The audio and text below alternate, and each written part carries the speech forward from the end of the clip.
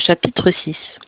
L'Éternel parla aussi à Moïse en disant: Lorsque quelqu'un péchera et commettra une prévarication envers l'Éternel, en mentant à son prochain au sujet d'un dépôt, d'une chose qu'on lui a confiée, d'un vol ou en agissant injustement envers son prochain, ou s'il a trouvé une chose perdue et qu'il mente à ce sujet, ou s'il jure faussement, concernant quelqu'une des choses dans lesquelles l'homme pêche en les faisant, quand il aura ainsi péché et se sera rendu coupable, il rendra la chose qu'il a dérobée, ou ce qu'il a usurpé par fraude, ou le dépôt qui lui a été confié, ou la chose perdue qu'il a trouvée, ou toute chose au sujet de laquelle il a juré faussement.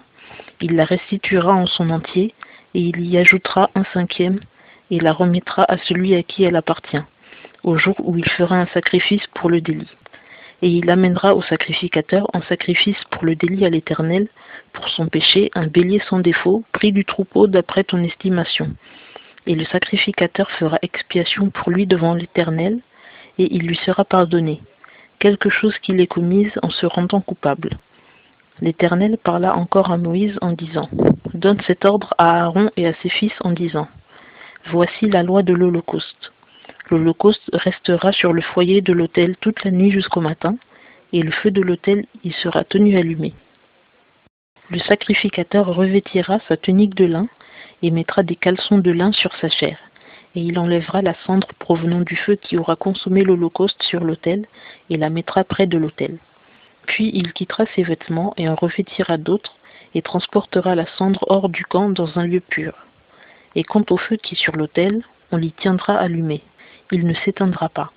Le sacrificateur y allumera du bois tous les matins. Il arrangera l'Holocauste sur le feu et y fera fumer les graisses des sacrifices de prospérité. Le feu brûlera continuellement sur l'autel. Il ne s'éteindra pas. Voici la loi de l'oblation. Les fils d'Aaron la présenteront devant l'Éternel, devant l'autel. On prélèvera de l'oblation une poignée de fleurs de farine et de son huile, et tout l'encens qui est sur l'oblation. Et l'on fera fumer cela sur l'autel en agréable odeur, en mémorial à l'Éternel. Aaron et ses fils mangeront ce qui restera de l'offrande. On le mangera sans levain, dans un lieu saint. Ils le mangeront dans le parvis du tabernacle d'assignation. On ne le cuira point avec du levain. C'est leur part, que je leur ai donnée de mes sacrifices faits par le feu. C'est une chose très sainte, comme le sacrifice pour le péché, et comme le sacrifice pour le délit. Tout mâle d'entre les fils d'Aaron en mangera. C'est une ordonnance perpétuelle dans vos générations, au sujet des sacrifices faits par le feu à l'Éternel. Quiconque y touchera sera sanctifié. L'Éternel parla aussi à Moïse en disant: Voici l'offrande d'Aaron et de ses fils qu'ils offriront à l'Éternel au jour où ils seront oints. 1/10 d'épha de fine farine comme offrande perpétuelle, moitié le matin et moitié le soir. Elle sera apprêtée sur une plaque avec de l'huile. Tu la porteras mélangée. Tu offriras les pièces cuites de l'offrande divisées en morceaux, en agréable odeur à l'Éternel. Et celui de ses fils qui sera oint, sacrificateur à sa place, fera cette offrande. C'est une ordonnance perpétuelle devant l'Éternel.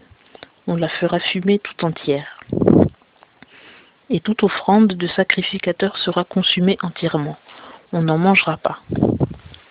L'Éternel parla aussi à Moïse en disant: Parle à Aaron et à ses fils en disant: Voici la loi du sacrifice pour le péché. Le sacrifice pour le péché sera égorgé devant l'Éternel dans le lieu où l'on égorge l'Holocauste. C'est une chose très sainte. Le sacrificateur qui offrira le sacrifice pour le péché le mangera. Il sera mangé dans un lieu saint, dans le parvis du tabernacle d'assignation. Quiconque en touchera la chair sera sanctifié. Et s'il en rejaillit du sang sur un vêtement, tu laveras dans un lieu saint ce vêtement sur lequel il aura rejailli. Le vase de terre dans lequel il aura cuit sera brisé. Mais s'il a cuit dans un vase d'airain, il sera écuré et lavé dans l'eau. Tout mâle parmi les sacrificateurs en mangera. C'est une chose très sainte. Mais nul sacrifice pour le péché, dont il sera porté du sang dans le tabernacle d'assignation, pour faire expiation dans le sanctuaire, ne sera mangé. Il sera brûlé au feu.